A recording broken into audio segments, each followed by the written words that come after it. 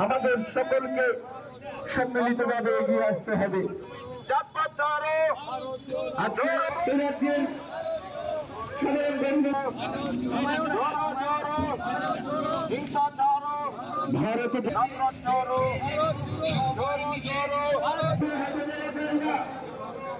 আমরা জাতীয় কংগ্রেস এর বিরুদ্ধে তীব্র আন্দোলনে যাই।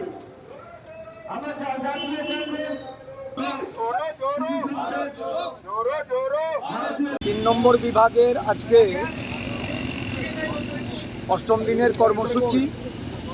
আমরা মাঝখানে একদিন আমাদের কর্মসূচি বিরতি থাকার দরুন আজকে রামনগর বিধানসভা এলাকার কিছু অঞ্চলে এই ভারত জোড়ো ত্রিপুরা বাঁচাও পদযাত্রা আজকে সংগঠিত করা হবে। এই পদযাত্রার মাধ্যমে রাহুল গান্ধী যে দেশবাসীর জন্য ডাক দিয়েছেন, যে বেকারত্ব ঘুচানো,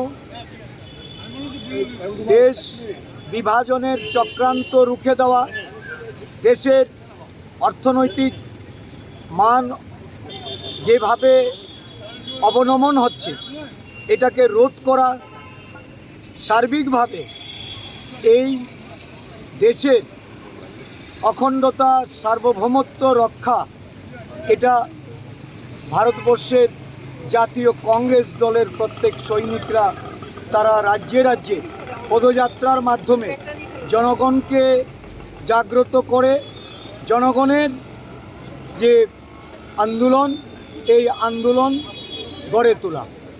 সারা দেশব্যাপী যে কর্মসূচি, ত্রিপুরা রাজ্যেও ত্রিপুরা বাঁচাও, এখানে ভারতবর্ষের নয়, এই রাজ্যেও বিজেপি সরকারের নেতৃত্বাধীন আজকে বেকারত্ব বলুন, এই রাজ্যের সরকারি কর্মচারীদের ন্যায্য পাওনা বলুন, এই রাজ্যের সার্বিক উন্নয়নের কথাই বলুন, একটা অরাজক পরিস্থিতি মাৎসনায় তৈরি হয়েছে প্রশাসনে।